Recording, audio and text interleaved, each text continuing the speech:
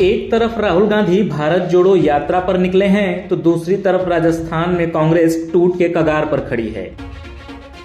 अगले महीने कांग्रेस में अध्यक्ष पद के चुनाव होने हैं, लेकिन उससे पहले ही राजस्थान में अशोक गहलोत के समर्थक विधायकों ने ऐसा सियासी तूफान खड़ा किया जिससे आलाकमान के भी होश उड़ गए।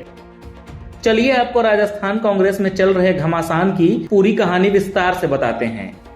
दरअसल मुख्यमंत्री अशोक गहलोत ने कांग्रेस अध्यक्ष पद का चुनाव लड़ने का ऐलान किया था। इसके बाद से चर्चा थी कि गहलोत के अध्यक्ष बनने के बाद उन्हें मुख्यमंत्री पद छोड़ना पड़ेगा और उनकी जगह सचिन पायलट लेंगे। सोनिया गांधी ने इसके लिए सचिन पायलट और अशोक गहलोत से बात भी की थी, लेकिन इससे पहले कि सचिन पायलट को लेकर कोई ऐलान होता, राजस्थान कांग्रेस में बगावत हो गई और अशोक गहलोत खेमे के करीब 90 विधायकों ने इस्तीफा दे दिया। राजस्थान में अशोक गहलोत खेमे की बगावत से दो बातें तो साफ हैं। पहली ये कि अशोक गहलोत राज्य में अपनी सियासी ताकत किसी भी कीमत पर खोना नहीं चाहते। दूसरी ये कि सचिन पायलट अब भी अशोक गहलोत की आंखों की किरकिरी बने हुए हैं।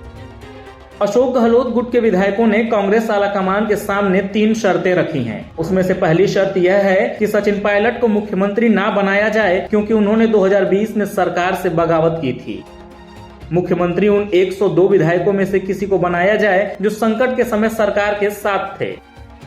दूसरी शर्त यह है कि नए मुख्यमंत्री का फैसला गहलोत के अध्यक्ष बन जाने के बाद, यानी कि 19 अक्टूबर के बाद ही हो। और तीसरी शर्त यह है कि अशोक गहलोत को भी मुख्यमंत्री बने रहने का विकल्प दिया जाए। गहलोत गुट के विधायकों के तेवर यूं ही तीखे नहीं हैं। गहलोत गुट का दावा है कि उनके खेमे में 92 विधायक हैं, वहीं सचिन पायलट को महज 16 विधायकों का ही समर्थन है। गहलोत गुट के विधायकों को यह भी लगता है कि आंकड़े उनकी तरफ हैं, इसलिए हाईकमान को मनाना भी चुनौती नहीं होगी। लेकिन कांग्रेस हाईकमान भी झुकने को तैयार नहीं है। राजस्थान में सचिन पायलट के विरोध से शुरू हुई जंग अब गहलोत बनाम हाईकमान बनती हुई दिख रही है।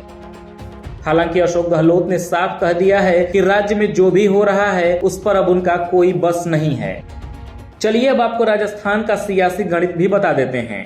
राजस्थान में विधानसभा की 200 सीटें हैं। इनमें से कांग्रेस के पास 108, बीजेपी के पास 70, निर्दलीय 13, आरएलपी 3, माकपा 2, बीटीपी 2 और आरएलडी के पास 1 सीट है। सियासी समीकरण तो यही बताते हैं कि गहलोत खेमा मजबूत है, लेकिन अगर कांग्रेस का आलाकमान पायलट के समर्थन में खड़ा होता है और गहलोत के समर्थक विधायक इस्तीफा दे देते हैं तो राज्य में संवैधानिक संकट भी खड़ा हो सकता है।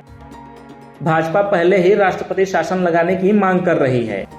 अशोक गहलोत को राजस्थान में सियासत का जादूगर कहा जाता है और जादूगर ने कांग्रेस अध्यक्ष बनने से पहले ही गांधी परिवार को अपनी ताकत दिखा दी है। इसे गांधी परिवार के लिए एक चुनौती के रूप में भी देखा जा रहा है।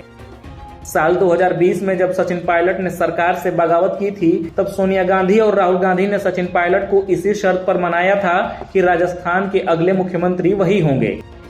फिलहाल गहलोत ने पायलट की उड़ान रोकने की ठान ली है और सबकी नजर सोनिया और राहुल गांधी पर टिक गई है। राजस्थान का संकट ये भी तय करेगा कि कांग्रेस में ताकत का केंद्र अब भी गांधी परिवार ही है या अब ये पुराने दिनों की बात हो गई है।